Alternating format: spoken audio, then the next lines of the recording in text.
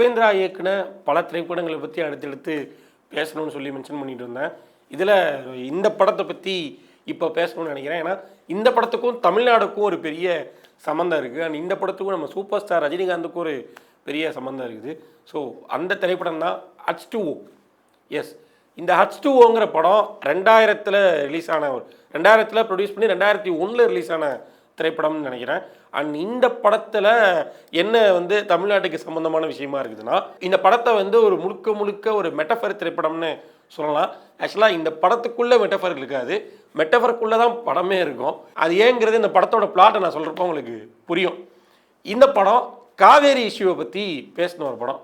ஆனால் இந்த படத்தில் காவேரி இஷ்யூனா என்னது, காவேரி இஷ்யூவில் என்ன பிரச்சனை இருக்குது, அதை பற்றிலாம் பேசியிருக்க மாட்டாங்க. அதுக்கு பதிலாக இந்த படத்தை அவங்க எப்படி ஹேண்டில் பண்ணியிருப்பாங்கன்னா, ஒரு ஆறு இருக்கும், ஒரு 2 ஊருக்கு நடுவில் ஒரு ஆறு ஒன்று இருக்கும். அந்த ஆறுக்கு இந்த பக்கம் கர்நாடகா, இந்த பக்கம் தமிழ்நாடு. இப்போ இந்த கர்நாடகாவும் தமிழ்நாடும் இந்த 2 மக்களும் ரொம்ப சந்தோஷமாக வாழ்ந்துக்கிட்டு இருப்பாங்க. 2 பேரும் மாறி மாறி பேசிக்கிட்டு இருப்பாங்க.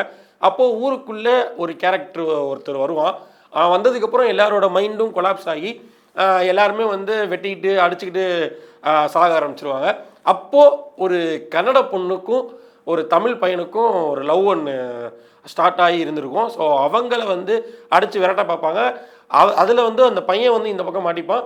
அந்த பொண்ணு மட்டும் படகுல தப்பிச்சு கர்நாடகா வரைக்கும் போயிடும்.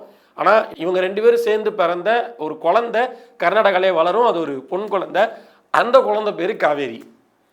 இப்போ அந்த காவேரிங்கிற அந்த பொண்ணு இருக்குல்ல, அந்த பொண்ணு ஒரு ஆசிரமத்தில் வளரும். அது அப்படியே வளர்ந்து ஒரு இளம் பெண்ணாக மாறிடும். அதுக்கடுத்து அந்த காவேரியை கர்நாடகாவில் உபேந்திரா லவ் பண்ணுவார். தமிழ்நாட்டில் பிரபுதேவா லவ் பண்ணுவார். தமிழ்நாட்டில் பிரபுதேவா ஒரு கேரக்டர் பண்ணியிருப்பார், அவர் லவ் பண்ணுவார். இப்போ இந்த 2 பேரில் அந்த காவேரிங்கிற பொண்ணு யாரை சூஸ் பண்ணுவா அப்படிங்கிறது தான் கதை.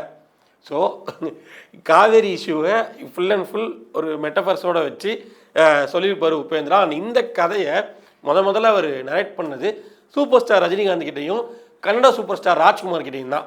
இவங்க 2 பேரையும் வச்சு இந்த படத்தை பண்ணலாங்கிறது தான் அவரோட முதல் ஐடியாவாக இருந்தது.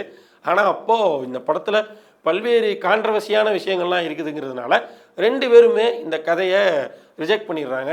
அதுக்கப்புறமா அவர் கேஸ்ட் பண்ணது தான் பிரபுதேவாவை. அண்ட் அவரே கேரக்டர் எடுத்து நடிச்சிடலாம் அப்படின்னு முடிவெடுக்கிறாரு. அண்டு இந்த படத்தை எழுதுனது அவர் தான். ஆனால் டைரக்ட் பண்ணது லோக்நாத் ராஜ்ராம் அப்படிங்கிற 2 பேர். அவங்க 2 பேருமே அவரோட அசிஸ்டண்ட் தான்.